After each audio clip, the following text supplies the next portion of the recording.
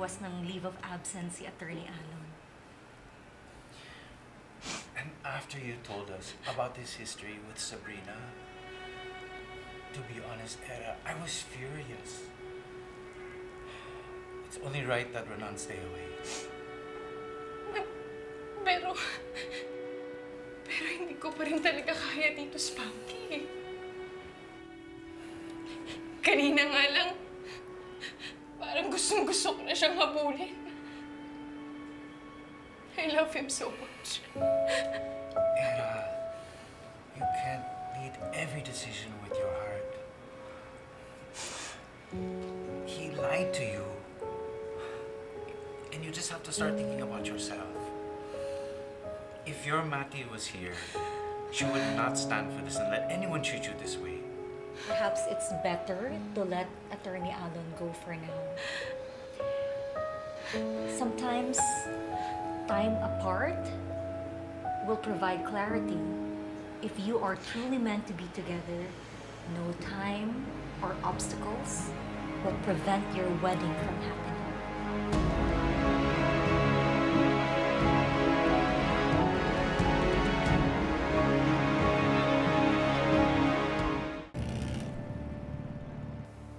Hello, Attorney Spunky. Umalis po si Attorney Alon? Lilette, I hesitated to tell you because I didn't want to burden you, but I just can't stand by. Era's situation, it's not good. And as her sister, you deserve to know. Paano na po yung kasal nila? I'm not even sure if it's going to push through anymore. But I'll keep you updated. Salamat po, Attorney Spunky. Nak, ano sabi ni Atty. Spunky? Matutuloy pa rin ba yung kasal? Kahit lumayo na sa Atty. Alon? Hindi daw po siya sigurado eh. Nako, natauhan na yan si Era. Hindi ko nga po alam kung malulungkot ba ako matutuwa na hindi na matutuloy yung kasal nila. Pero isa lang po yung sigurado ko. Kailangan po ni Era ng karamay ngayon. Huwag mo sabihin sa akin na pupuntahan mo na naman ang kapatid mo. Naku, Lilet. Baka mamaya ikaw pa mapagdiskatahan niya. Ha? O nga naman, bestie. Baka ending maging punching bag ka pa ng mga kabiguan nun eh. Palipasin mo na lang kaya yung sitwasyon. Nakakaawa naman po kasi si Era eh. Nawala po si nanay. Ang lungkot-lungkot niya. Tapos nung dumating na si Atty. Alon, akala niya may karamay na siya, may magpapasaya na sa kanya. Tapos ganito pa yung nangyari. Ang tawag dyan, karma. Nay, sinusulo-sulan mo pa eh. Ang problema kasi dyan yung kapatid mo eh. Ha? Hindi man lang niya isipin kung ano yung nararamdaman mo. Pero ikaw, lahat na lang ng klaseng pangunawa, ibinibigay mo. Kaya puso mo. Taas natin. Saging nga. Huwag na. Anak, hindi ka naman namin masisisi kung mag-aalala ka para sa kapatid mo. Kung ano man ang gusto mong gawin, hindi ka namin pipigilan. Basta ha, ipangako mo sa amin na hindi ka magpapaagrabyado kapag pinag-initan ka na naman ni Era. Ha? Opo, Tinang.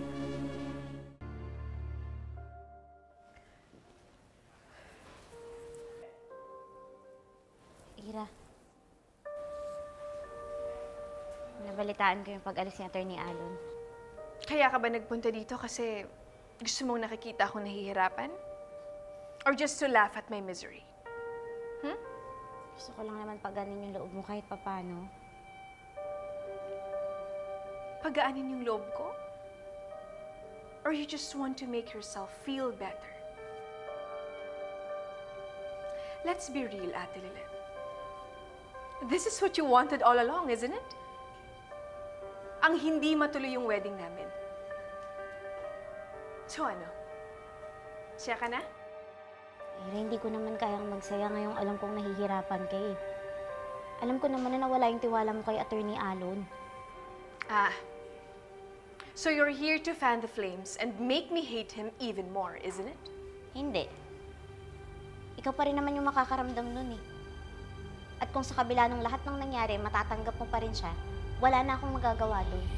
Pero maninindigan ako sa kung ano yung pinaniniwalaan ko. Na ano? Na masamang tao si Renan? Ganon? Na hindi siya yung lalaking karapat-dapat sa'yo. Na hindi siya yung totoong makakapagpasaya sa'yo. So yun naman pala eh. Nandito ka kasi gusto mong pabigatin yung loob ko. Alam mo? Why don't you just leave, huh? I'm sorry, Ira. Pero hindi ko kayang sabihin na tanggapin mo si Attorney Alon kung labag naman yun sa loob ko. Alam mo? Umalis ka na. Just go! At huwag ka nang babalik dito. Huwag ka na magpapakita sa akin! Alis!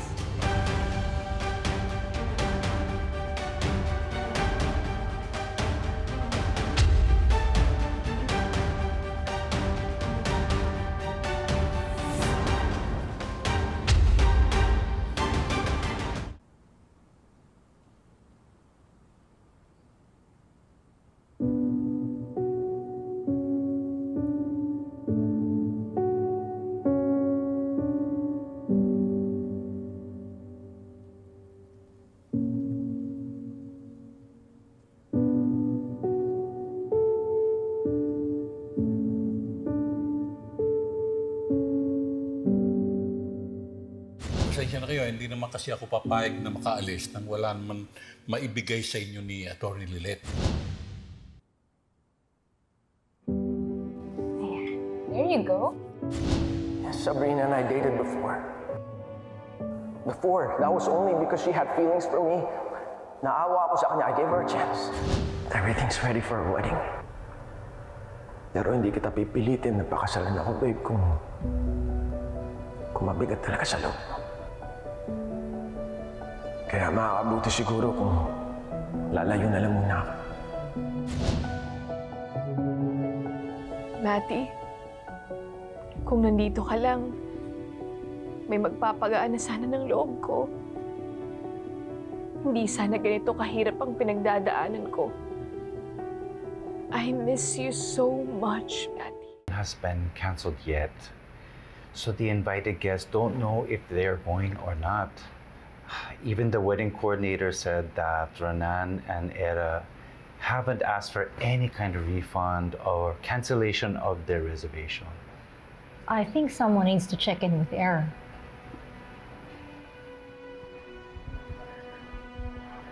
Babe, I need to make coffee mo.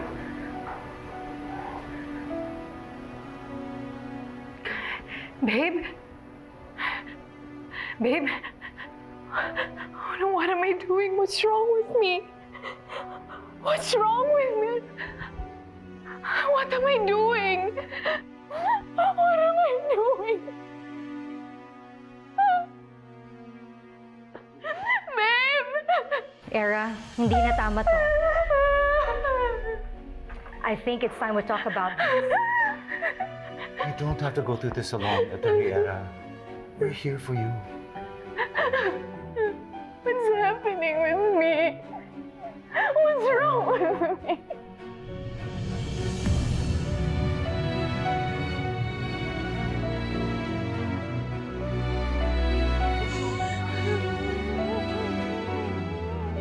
Era, I suggest you take a vacation for a while. I don't want to stay at home. It will make me think of Renan even more.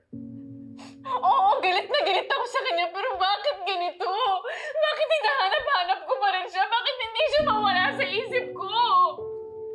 Bakit ganito? But Era, this isn't healthy. This isn't good for you. I know. And that's why I need to talk to him. I need to see him. If I have to go to the province just to see him, then I would. I will. Kailangan ko siyang makausap. I don't care about anything anymore. Calm down, Era. Calm down. You still have so much to settle on. Your wedding, your sanity. No! I don't care about the wedding anymore. I don't care about the money we've spent, the guests, the invitation. Ayoko na. I only care about what it means and what it represents. It's about me and Renan. If I have to go to San Vicente, then I will. I need to talk to him. I need to see him. San Vicente sa Silang? Yes. He told me na his mother was from Silang. That's why I have to go. I need to go. Era, sit down. Nobody's going to San Vicente. Please.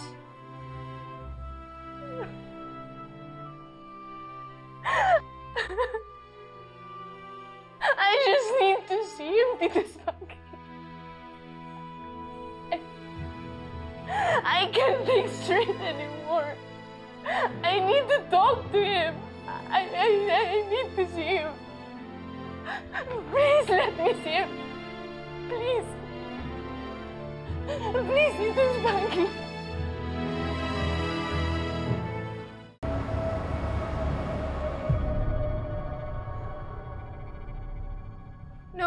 No.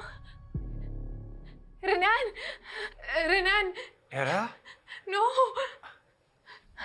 No! Renan! Era, you're drinking. Renan! Era, are you okay? Tito Spanky, I saw him die. Renan is dead. No. Nothing bad happened to Attorney Renan, okay? You're just having a bad nightmare. No. Nakita ko, Tito Spanky, namatay siya. Nakita ko yun. No, it's because you keep thinking about him. You're having these terrible dreams. Hindi ako matatahimik hanggang sa malaman ko na ligtas si Renan. Kailangan ko siyang makita, Tito Spanky. Kailangan ko siyang makita.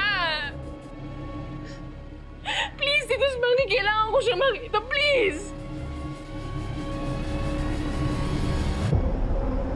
Opo, attorney. Nasa San Vicente nga po si Attorney Alon. Mukhang bagsak na bagsak nga po si attorney ngayon eh. Okay lang kaya siya? Hindi ko lang po alam, pero nag-aalala rin po ako sa kanya. Kasi dati nagkaroon din po siya ng mabigat na problema. Ano nangyari? Huwag na lang po. Baka mag-alala lang po kayo. Sige na, sabihin mo na sa akin, ate. Parang hindi naman ako iba kay Renan eh. Eh kasi, nagtangka po siya magpakamatay noon. What? Ate, alam mo ba yung address ni Renan sa probinsya? Pasensya na po, ma'am, pero wala po siyang sinabi sa akin.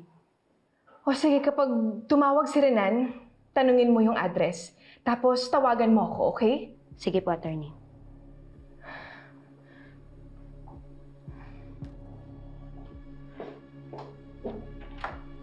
Thank you. Ingat po.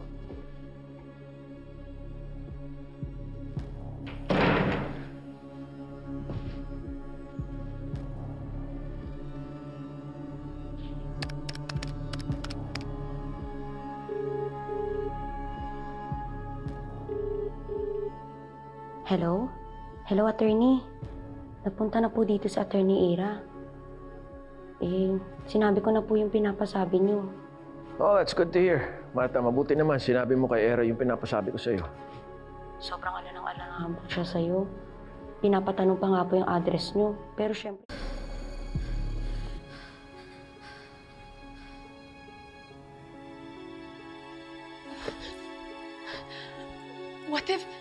What if Renan ends his life just like what he did before? Just because of what happened to us? Hindi ko yata kakayanin yun eh. Era, I don't think Attorney Alon will do that. Siguro bata pa siya noon, kaya nagawa niya yun. You need to stop obsessing over him. If you keep this up, you're gonna get sick. Hindi ko nga alam kung tutuparin ni Renan yung pangako niya sa akin. Nahihintayin niya ako sa altar. Hindi ko alam kung tutuparin. And so what? Are you still gonna go? Are you still gonna marry him?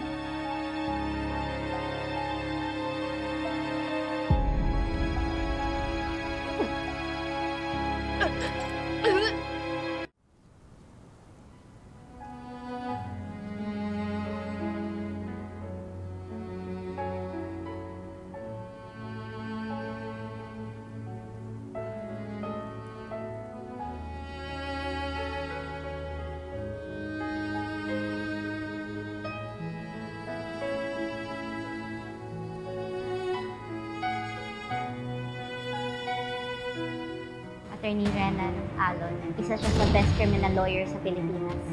And now, your newest legal defender. Alam mo, nakakairita ka eh. Pati ba naman dito naiirita ako sa pagmumukha mo? Ha? I know this is unexpected and unplanned. You know, sometimes they say the best things in life come unexpectedly.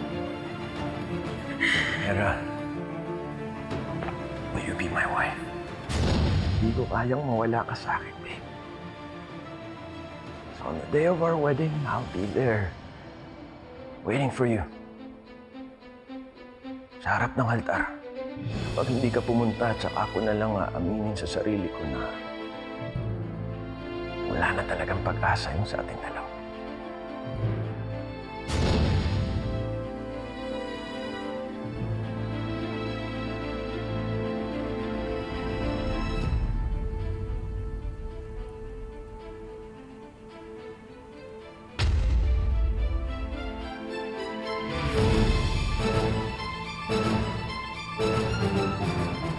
Kaya ko bang wala ka, Renan? Lalo na sa kalagayan ko ngayon.